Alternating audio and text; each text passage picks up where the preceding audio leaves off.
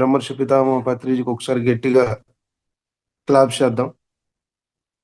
So ఈరోజు మరొక గొప్ప మాస్టర్ మనం కలవబోతున్నాం.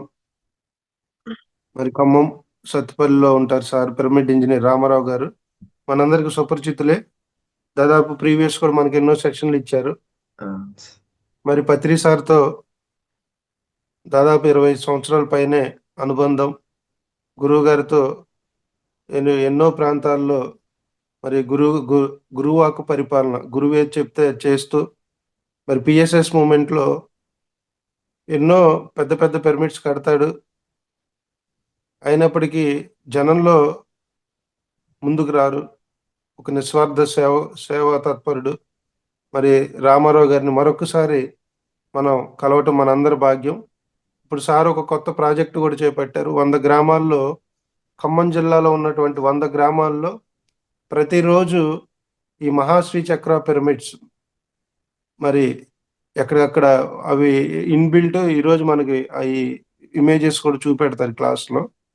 సో ప్రతిరోజు ఆ గ్రామానికి వెళ్ళి ప్రతి గ్రామంలో కూడా 21 డేస్ మరి 21 రోజుల పాటు నిరంతర ధ్యాన కార్యక్రమాలు జరుగుతూ ఉన్నాయి ఖమ్మం జిల్లాలో. మరి ఉదయం లేచిన కానీ సాయంత్రం వరకు కూడా పిఎస్ఎస్ మూమెంట్కు డెడికేట్ చేశారు. కొన్ని వేల పిరమిడ్లు కట్టారు. కొన్ని వేల మంది పిరమిడ్ మాస్టర్లకు ఈ పిరమిడ్ కన్స్ట్రక్షన్స్ గురించి అవేర్నెస్ చేసి ఎంతో మంది పిరమిడ్ ఇంజనీర్ అంటే మనం చదువుకోవాలి, కానీ పిఎస్ఎస్ మూమెంట్లో ఇలాంటి మహానుభావులు రామారావు సార్ ద్వారా ఎంతో మంది మరి స్వతహాగా పిరమిడ్లు కట్టుకునే ఆ జ్ఞానాన్ని కూడా కల్పించారు. మరి ఈరోజు ఆ గ్రేట్ మాస్టర్ ద్వారా పిరమిడ్ అంటే ఏంటి, పిరమిడ్ పవర్ ఏంటి, సైన్స్ ఆఫ్ పిరమిడ్స్ గురించి మనం మరింత కూలంకషంగా క్లుప్తంగా తెలియజేసుకునే ప్రయత్నం చేద్దాం. సార్కి ఒకసారి వెల్కమ్ చెప్దాం. Welcome Ramarao sir. అన్మ్యూట్ చేసుకోండి సార్. అట్లాగే ఈరోజు మీరందరు క్లాసులో ఉండండి. 109 సంవత్సరాల యోగేశ్వరులు శ్రీ శ్రీ సంత్ సదానందగిరి గారు మనకు కొత్తగూడెంలో నిన్న ప్రోగ్రాంకి వచ్చున్నారు, ఈరోజు కూడా ఉన్నారు. గురువు గారి యొక్క ఆశీస్సులు కూడా మరి మీకు తెలిపే ప్రయత్నం చేద్దాం. సో కాబట్టి దయచేసి సెషన్ అయ్యాక కూడా ఎవరు వెళ్ళొద్దు. నేను గురువు గారిని వీడియో కాల్లోకి తీసుకొని వస్తాను. ఓకేనా? Ramarao sir welcome. అన్మ్యూట్ చేసుకోండి.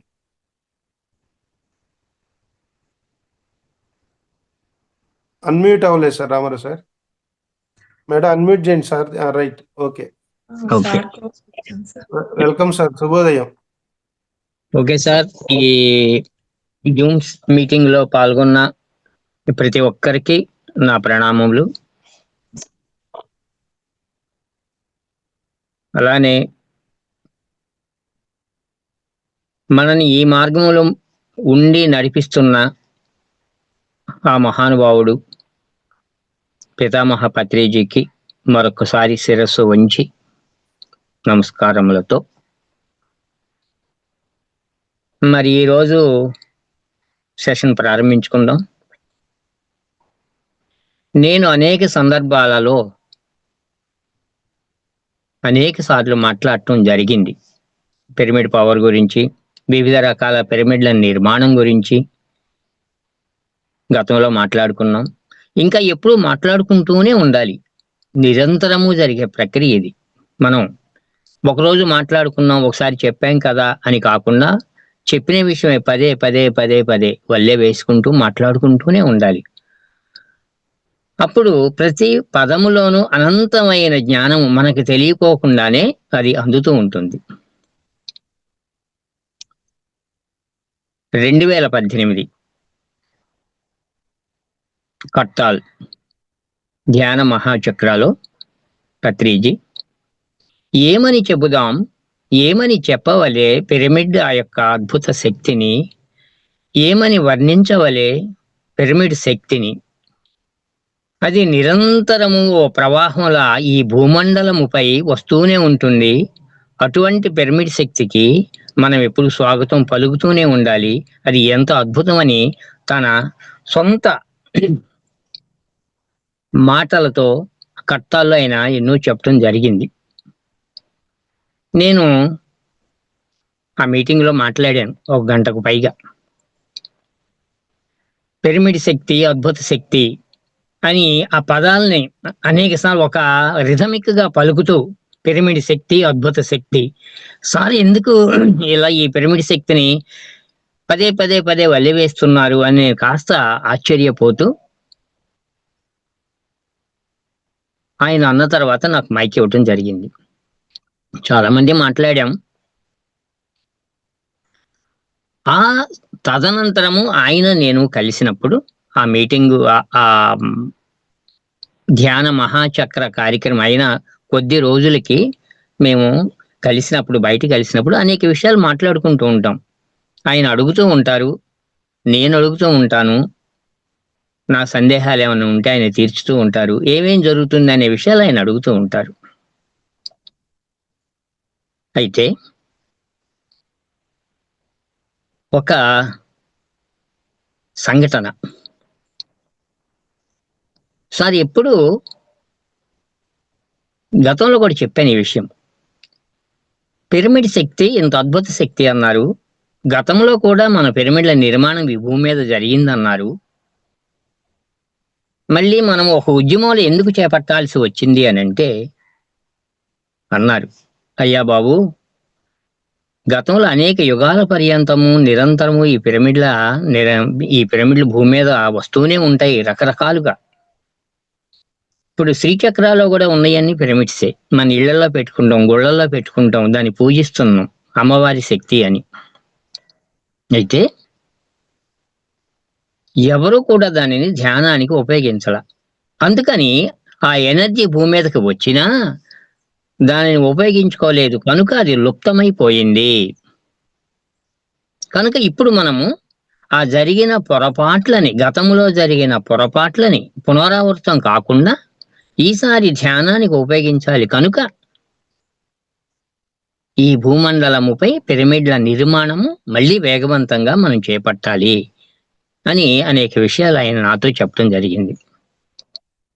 ఓకే, పిరమిడ్ గురించి 52 డిగ్రీలు, అలాగే ఒక త్రిభుజాకారంలో దానికి ఒక నిర్దిష్టమైన కొలతలు, ఎప్పుడైతే ఆ కొలతలతో అది నిర్మించబడిందో ఆ ఎనర్జీ అది తీసుకోవటము, ఆ తర్వాత ఆ ఎనర్జీ ద్వారా అనేక మార్పులు రావటము, ఒక పక్క శాస్త్ర పరిశోధనలు, ధ్యానం కాదు, శాస్త్రజ్ఞుల పరిశోధనలు, పిరమిడ్ లో ఉన్న అద్భుత శక్తిని అనేక రూపాలు, అనేక గ్రంథాలు రీసెర్చ్ చేసి మనకు అందించారు.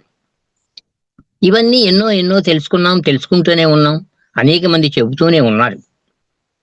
అయితే సమయాభావం తక్కువ ఉంది కనుక ప్రయోగాత్మకంగా మేము చేసిన కొన్ని ప్రయోగాలని మీ ముందుంచుతాం. ఒకసారి పత్రికారు అన్నారు, ఎవరినైనా సాధారణ వ్యక్తిని ఒక్కసారి పిరమిడ్లోకి వెళ్ళి అలా రమ్మను.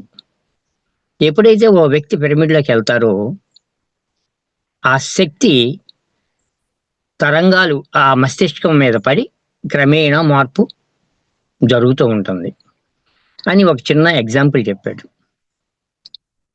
మనం గుళ్ళల్లోకి వెళ్తాం, పూజారి ఏం చేస్తారు,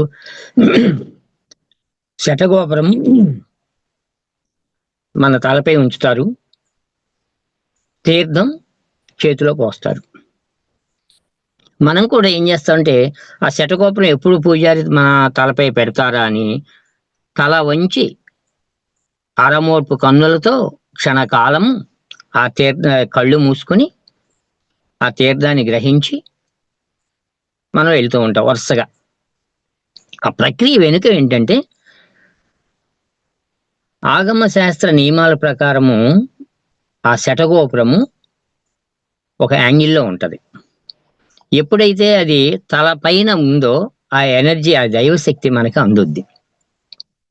దైవశక్తి అందిన తరువాత ఆ వ్యక్తి సాధారణ లక్షణాల నుంచి కాస్త దైవ లక్షణాలని ఎంతో కొంత సంతరించుకోవాలి. ఆ తర్వాత ఆ ఎనర్జీ ఎప్పుడైతే శరీరంలోకి వచ్చిందో వేడి పడుద్ది. ఆ వేడి నుంచి మనం బయటపడటం కోసం తీర్థం పూజారి ఇస్తారు కదా, ఆ తీర్థం. ఇదంతా మనకి సాంప్రదాయబద్ధంగా వస్తున్నటువంటి ఒక ప్రక్రియ. యాక్చువల్గా మనం దానిని సాంప్రదాయంగా పాటిస్తున్నాం, కానీ దాని వెనుక ఉన్న అంతరార్థం అది. కానీ చిన్న చిన్నగా అలా అలవాటు చేస్తూ ధ్యానం వైపు వీళ్ళు ఏదో ఒక రోజు నా నిరంతర సాధకులు అవ్వటానికి చిన్న ప్రాక్టీస్. అది మనకి అర్థాలు, ఈ పరమార్థము, సాంప్రదాయాలు ఇవన్నీ కూడా అందుకే పెట్టారు. మామూలుగా ఎవరు నేర్చుకోరు కదా అని చెప్పి, అది అంతర్లీనంగా మనకు ఆ శక్తి అందాలని. ఇది ఆ ప్రక్రియ. అయితే ఎందుకు చెబుతున్నామంటే, ప్రతి ఇంట శటగోపురము దేవాలయంలో మాత్రమే జరుగుద్ది ఆ ప్రక్రియ, కానీ ఇళ్లలో జరగదు. ఆ క్షణకాలం జీవితం ఏమో ఎన్నో కోట్ల క్షణాలు గడుస్తాం, కానీ 1-2 క్షణాల్లో మనం ఆ గుళ్ళలోకి వెళ్ళి ఆ కాస్త శటగోపురం పైన పెడితే అది ఎలా సరిపోద్ది మనకి? ఆ వ్యక్తి మహిమాన్విత దైవత్వాన్ని పొందటానికి ఆ ప్రక్రియ ఎలా దోహదపడద్ది? కాదు కదా. అయితే సార్ ఏమన్నారంటే, పిరమిడ్లు కట్టు, పిరమిడ్లలోకి జనాలు ఒకసారి ప్రవేశపెట్టు, ఆ ఎనర్జీ ఒకసారి స్వీకరించాడు అనుకో, అదే మనం చేసే పని అని ఇంకొక మాట అన్నారు. ఒకప్పుడు 100 సంవత్సరాల క్రితము ఇంత జనాభా లేరు. ఒక 10 కోట్లు 20 కోట్లు జనాభా ఉన్నప్పుడు కూడా అక్షరాస్యత అతి తక్కువగా ఉండేది. చదువుకున్న వాళ్ళు అంతంత మాత్రమే, మిగతా వాళ్ళంతా నిరక్షరాస్యులు. ఈ కానీ అతి తక్కువ జనాభా ఉన్న రోజుల్లో నిరక్షరాస్యత బాగా ఎక్కువగా ఉండేది. తద్వారా మనకి సరైన జ్ఞానము అందల. ఇంకా ఎప్పుడైతే సరైన జ్ఞానము మనకి అందలేదో, సహజంగానే మరి జ్ఞానం లేమి వలన జరిగే అనర్థాలు జరుగుతూ ఉంటాయి కదా. అందువలన మానవాళి ఆశించినంత స్థాయిలో అభివృద్ధి చెందల. ఇప్పుడు అలా లేదు కదా. చిన్న ఎగ్జాంపుల్ చెబుతున్నాం. మరి ఈరోజు నిరక్షరాస్యత ఒకప్పటి కంటే చూస్తే అతి తక్కువ, కనిష్ట స్థాయిలో ఉంది. అక్షరాస్యత పెరిగింది, చదువుకున్న వాళ్ళు ఎక్కువ అవుతున్నారు. దీనికి గల కారణం ఏంటంటే, స్కూల్స్, విద్యాలయాలు వందల వేల లక్షల సంఖ్యలో ఇప్పుడున్నట్లుగా ఒకప్పుడు లేవు. కనుక ఏం జరిగింది? విద్యాలయాలు ఎప్పుడైతే పెరిగినాయో ఆ విద్యను సముపార్జించుకునే వాళ్ళు కూడా పెరిగారు. అలాగే ఎప్పుడైతే పిరమిడ్ల నిర్మాణము వేగవంతమై ఈ భూమండలముపై ఎక్కువ అయినాయో, ధ్యానం చేసే వాళ్ళ సంఖ్య కూడా పెరుగుతుంది. చూడండి, పిరమిడ్ల నిర్మాణం ఒక పక్క పెరుగుతూ ఉండంటే, ధ్యానము ద్వారా దైవత్వాన్ని పొందే వాళ్ళ సంఖ్య కూడా పెరుగుతూ ఉంది. ఇదే ఎగ్జాంపుల్. ఒకప్పటికి ఇప్పటికి ఎంత అప్డేట్ అయ్యామో చూడండి. ఇది బాగానే ఉంది, థియరీ ఒకవైపు, కానీ ప్రాక్టికల్ గా ఏ మేరకు ఈ ప్రజలకి ఇది అందుతున్నాయి, ఏ రకంగా ప్రజల్లో మార్పు వస్తుంది అని లోపల ఉంటది కదా ఆ ఉత్సాహం. దీనిని మేము చిన్నగా ఏం చేసామంటే, ఈ మధ్యన ఒక ప్రయోగాలు చేసాం. సత్తుపల్లి నుంచి ఒక పెద్ద పిరమిడ్ కట్టాం. పిరమిడ్లోకి జనం వస్తూ వారానికి ఒక్కసారి ఓ 60 మంది, 70 మంది, 100 మంది ఆ రోజు అక్కడ భోజనాలు.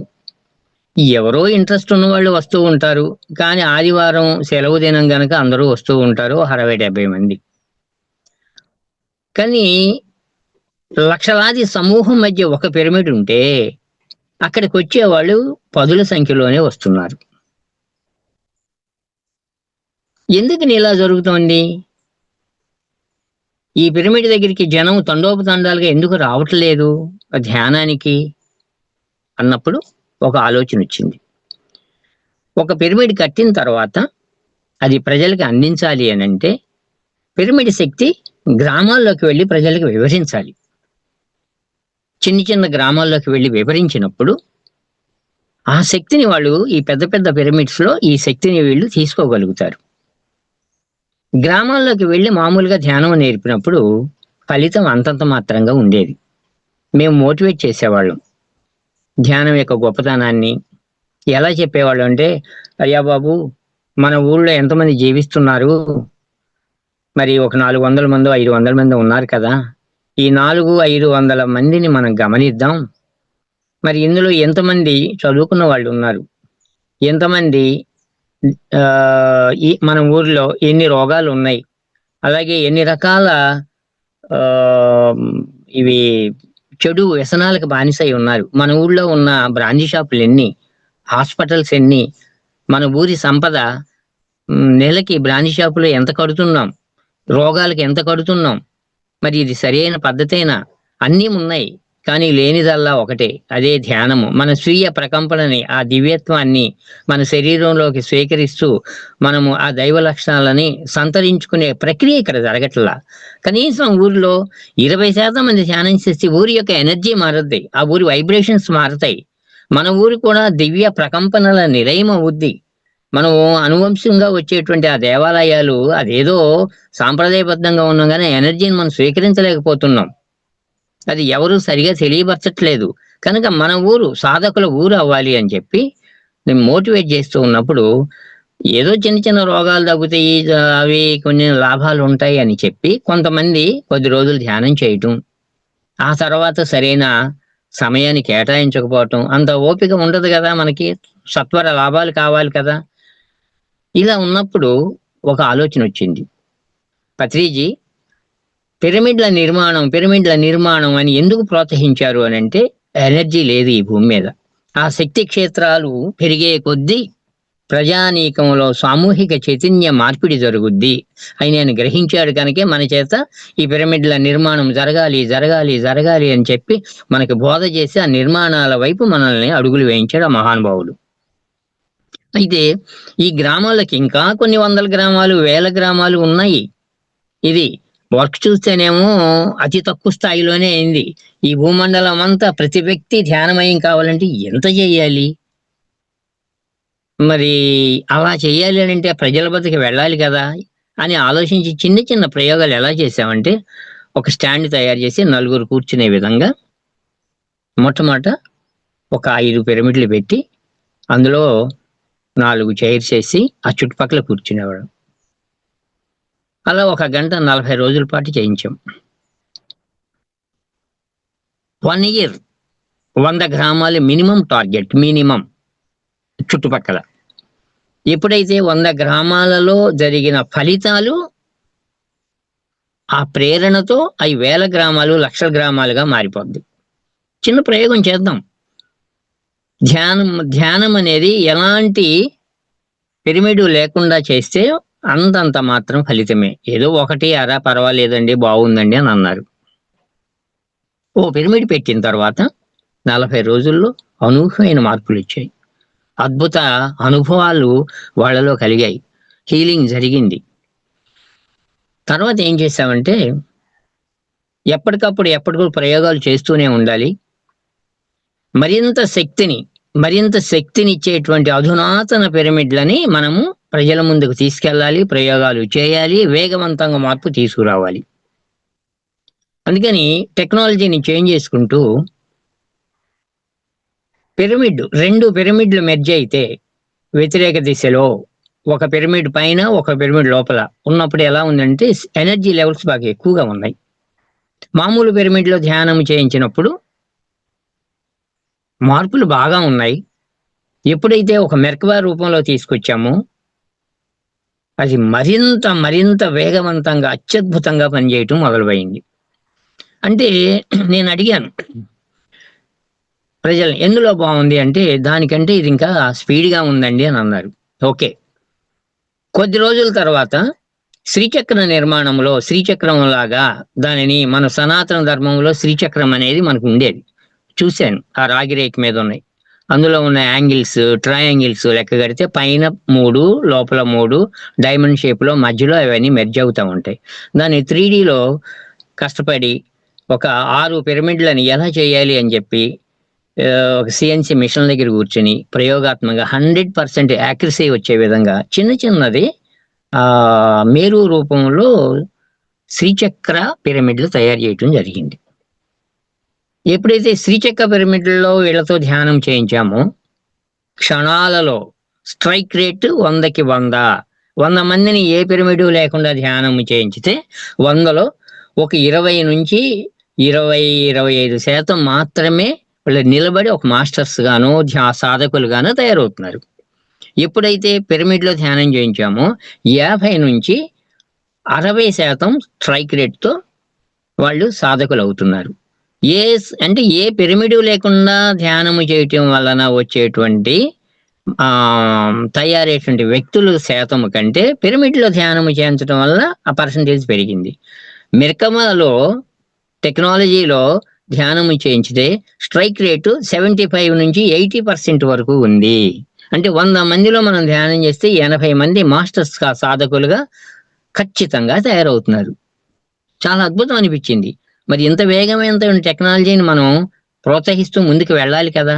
ఆ తర్వాత 100% స్ట్రైక్ రేట్ కావాలంటే ఏం చేయాలి అన్నప్పుడు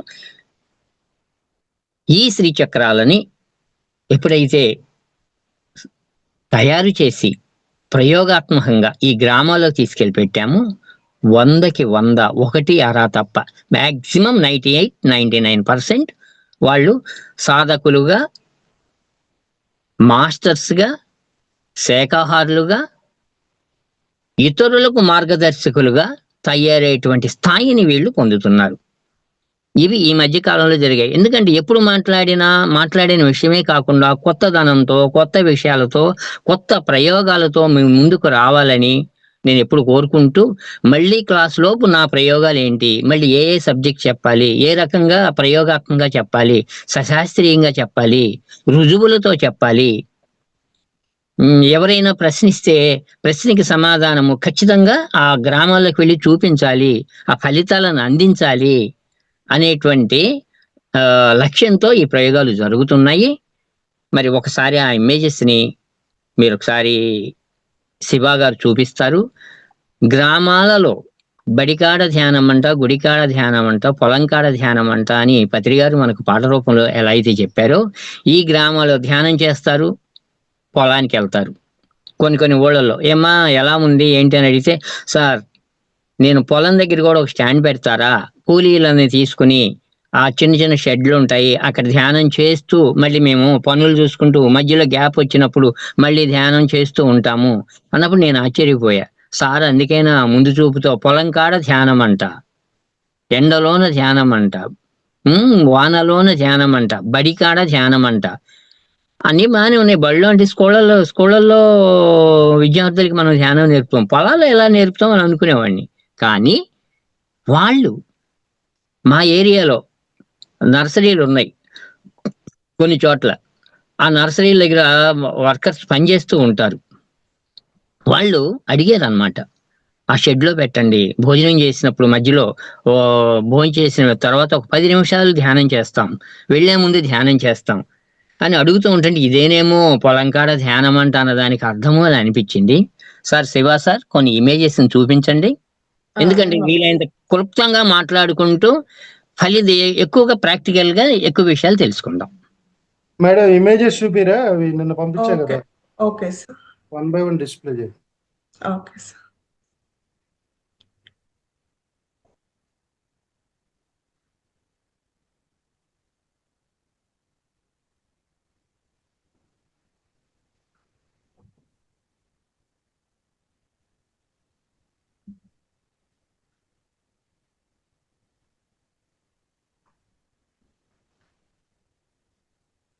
కనిపిస్తుందా సార్?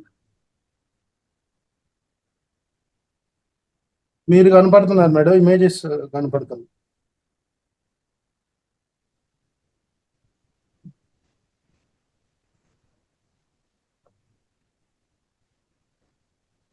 ఇమేజెస్ రాలా. ఒక్క నిమిషం సార్, ఇవి ఇందులో వస్తున్నాయి సార్, చార్ట్ అవి జూమ్ లో కనిపిస్తున్నాయి. ఏ రావట్లేదు, నేను చూస్తున్నాను. ఎవరికైనా కనిపిస్తున్నాయండి?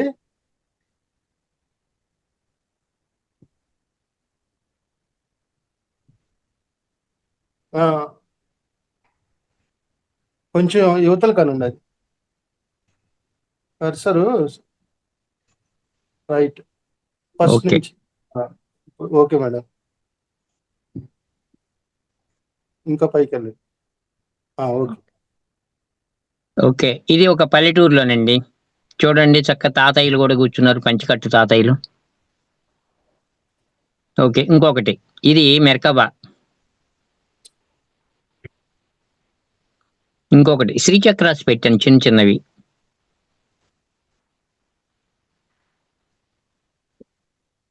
ఇవి మెర్కబాలు. నెక్స్ట్ శ్రీచక్ర రావాలి, ఇది సార్. ఇవి శ్రీచక్ర.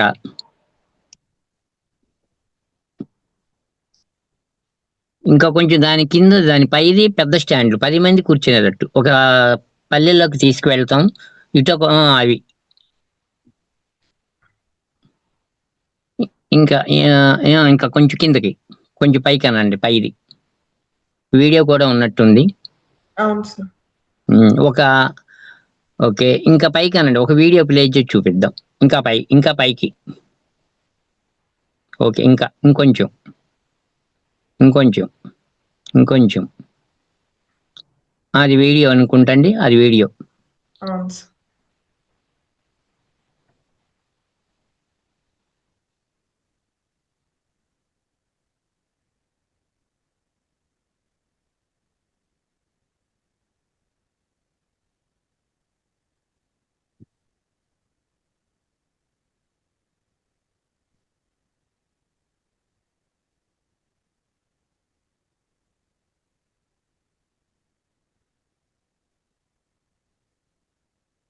ఇది ఒక ఊరండి.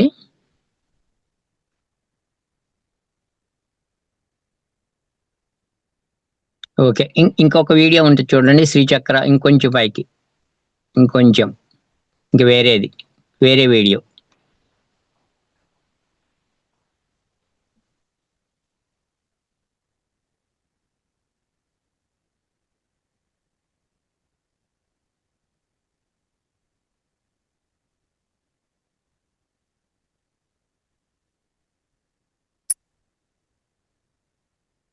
ఇదేనా సార్? ఇది ఓన్లీ ఫొటోస్ ఉన్నాయి సార్. ఇక్కడ ఇంకొక photos. Video okay okay okay, ఉన్నాయండి వీడియోలు రాలేదండి. 2 వీడియోస్ వచ్చినాయి. ఓకే, వదిలేండి మేడం, ఇక ఎందుకంటే మనకి టైం లేదు కదా మళ్ళీ ఈసారి. సో ఇలా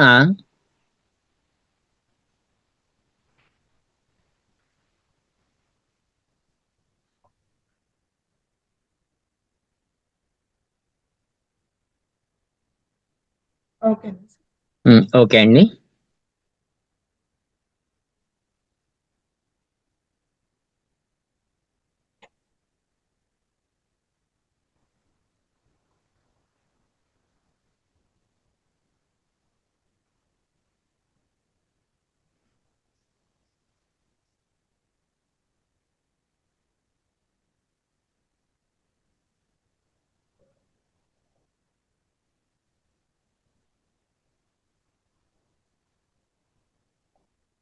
ఓకే మేడం, మాట్లాడొచ్చండి.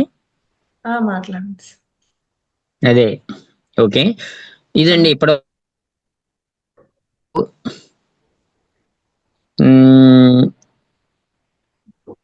పుస్తకాల్లో ఉన్న జ్ఞానాన్ని స్వాధ్యాయ యోగం ద్వారా ఇతరులకి కూర్చొని మనం మాట్లాడుకున్న సజ్జన సాంగత్యంలో ఫలానా బుక్ లో ఫలానా మహానుభావులు ద్వారా మనం తెలుసుకున్నవని, అలాగే థియరీని తెలుసుకుంటూనే జరుగుతుంది.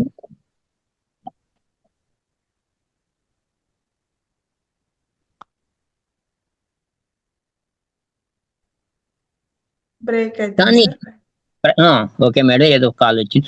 అలా ప్రయోగాత్మకంగా ఈ ఊళ్ళల్లో జరిగిన ఫలితాలు మేడం. దీని వలన నేను ఆశ్చర్యపోయిన విషయాలు ఏంటంటే, లిక్కర్ అలవాటు ఉన్న వాళ్ళు కంప్లీట్ బంద్ అయింది. ధ్యానంలోకి వచ్చిన వాళ్ళు ప్రతిదీ 100% స్ట్రైక్ రేట్. ఎంత అద్భుతం! వీళ్ళందరూ ఈసారి వాళ్ళతో పెద్ద మీటింగ్ ఏర్పరచుకుని, ఇది ఫలానా ఊరు నుంచి ఒక గ్రూపు, మీ ఊళ్ళో జరిగిన విశేషాలు, అలా వందల వేల గ్రామాల వాళ్ళ యొక్క అనుభవాలను మనము విన్నాం అనుకోండి, అది ఎంత ఇన్స్పిరేషన్. అలా ప్రజల్లోకి వెళ్ళినప్పుడు ఖచ్చితంగా మార్పు వస్తుంది. దీనికి గల కారణం పత్రికారు ఉన్నప్పుడు ఏ రోజు అయినా టూర్ షెడ్యూల్ ఇంత అంత అని కాదు, అనేక గ్రామాలు పట్టణాలు అన్నిటి నుంచి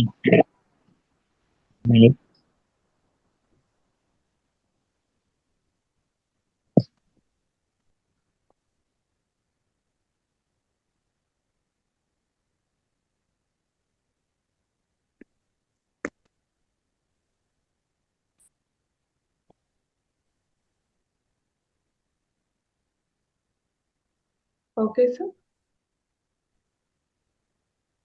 ఒక్క నిమిషం మేడం, కాల్ వచ్చింది, కట్ చేస్తున్నా. Okay.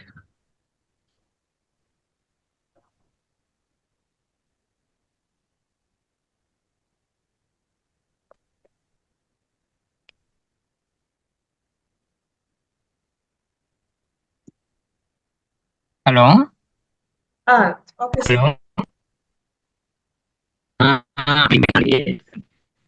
Okay. Okay sir.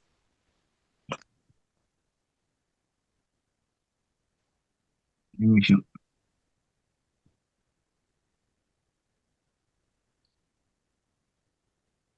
Shiva sir. ఒక్క నిమిషం అండి, అది నేను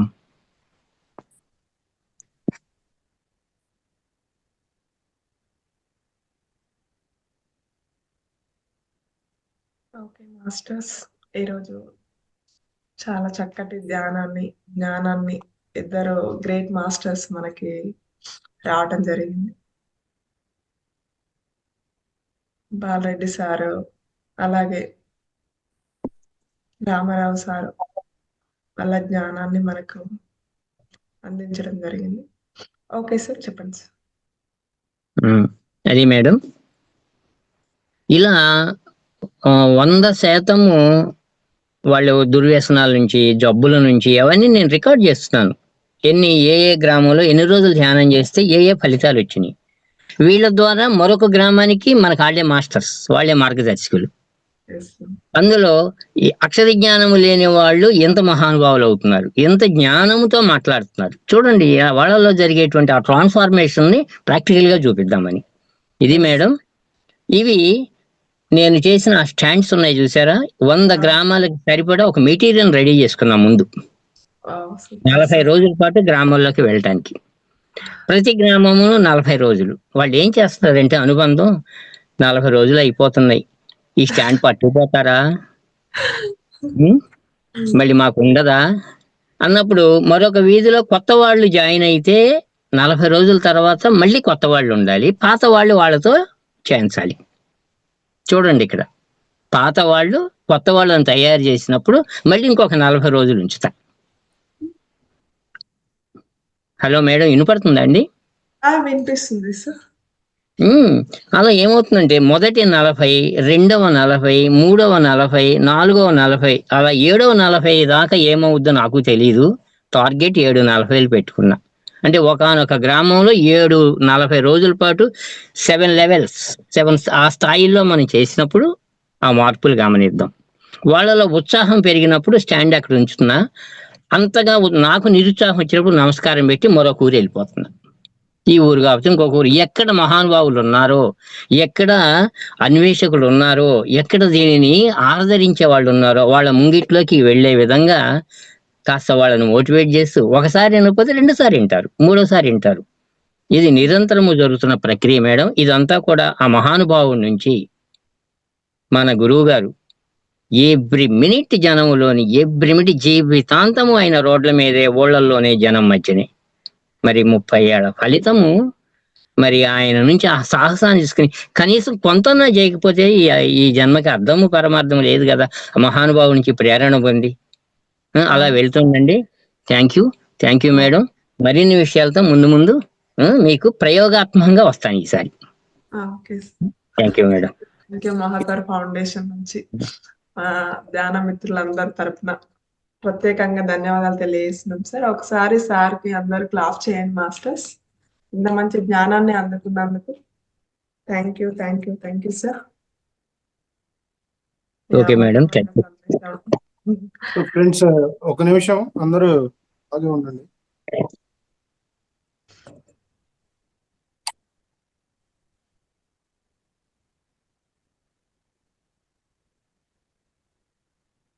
ఓకే సార్.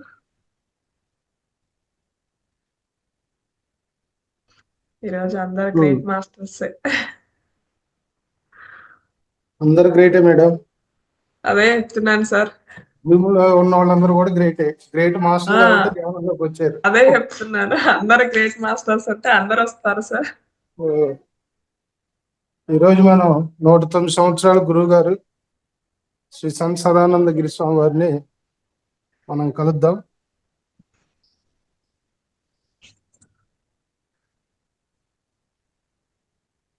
గురుదేవ శుభోదయం.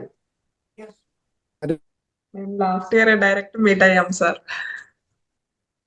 నాకు ఆ అదృష్టం లాస్ట్ ఇయరే వచ్చింది.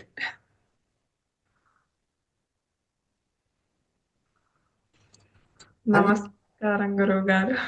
శుభోదయం. శుభోదయం. తెలుగా Kannada? Telugu sir.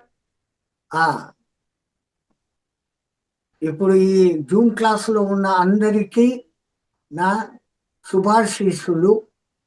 Thank you sir. Thank you master. మంగళమతి స్వస్తి ఆయుష్మాన్ ఆరోగ్యవాన్. Thank you. So okay friends, ఇది ఈరోజు సెషన్. ఓకే మేడం, మీరు కంటిన్యూ చేయండి. Okay sir. Thank you. Last ఒక 2 minutes మెడిటేషన్ చేసుకొని ఈ సెషన్ క్లోజ్ చేద్దాం మాస్టర్స్. శివ సార్ మీరు గైడ్ చేయండి ఒక 2 minutes. Okay okay sir. ఇది కూడా చూపిస్తున్నాను. ఇది ఖమ్మంలో కొత్తగూడెంలో 108 సాధన అని రాఘవ్ సార్ వాళ్ళ సెంటర్. ఇది ఓకే. ఇక్కడ 4వ వార్షికోత్సవం. 108 పిరమిడ్స్ ఉన్నాయి దీనిలో. కనపడుతున్నాయి కదా? కనిపిస్తుంది. దీనిలో 108 పిరమిడ్స్ ఉన్నాయి. ఓకే. కొత్తగూడెంలో మనకి 2 ఉన్నారు. శ్రీలత మేడం కూడా కొత్తగూడెమే అనుకుంటా. చాలా మంది ఉన్నారు మేడం మాస్టర్స్. సో ఇవన్నీ పిరమిడ్స్ అన్నమాట, 108 పిరమిడ్స్. Super sir.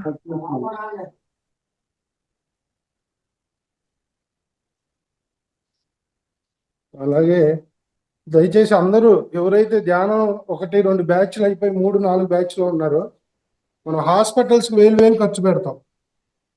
ఒక మంచి పుస్తకం కొనాలంటే ఆలోచిస్తాం, మనకు ఉపయోగపడే వస్తువు కొనాలంటే ఆలోచిస్తాం. కాబట్టి మీ మనసు మార్చుకొని ప్రతి ఒక్కరు ధ్యానం చేసే ఇంట్లో పిరమిడ్ పెట్టుకోండి. ఇప్పుడు మన రామారావు సార్ చెప్పారు, ఇప్పుడు మనకి వీడియోలో ఉన్న గురుదేవులు పిరమిడ్లు అనేవి శ్రీచక్రాలతో సమానం. కాబట్టి 1500-2000 దగ్గర ఆలోచించొద్దు. 2x2 చెక్క పిరమిడ్ ఇంట్లో పెట్టుకుంటే ఇంట్లో వైబ్రేషన్స్, సాధన అన్ని మారుతాయి.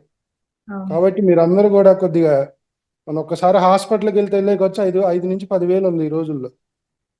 ఓకే, ఎంతమంది దగ్గర ఉన్న పిరమిడ్స్ హ్యాండ్స్ రైజ్ చేయండి. సుమా మేడం తెప్పించుకున్నారా? Very good, right.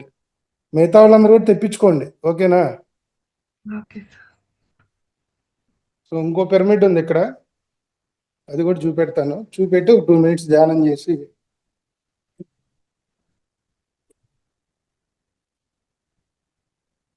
ఇవన్నీ కూడా రామారావు సార్ ఎన్నో అద్భుతాలు సృష్టిస్తాడు పిరమిడ్స్ లో. చూడండి, ఇది క్రిస్టల్ ఛాంబర్. మీకు కనపడుతుందా పిరమిడ్?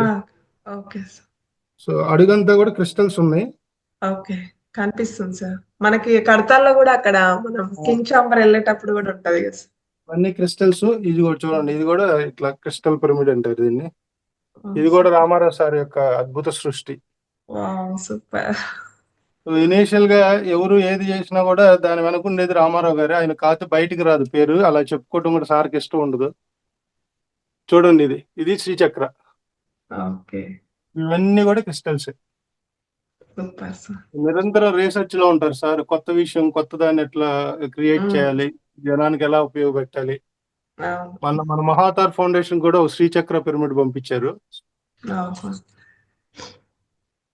చూసారు అందరూ? ఇది కథ. ఓకేనా? రైట్.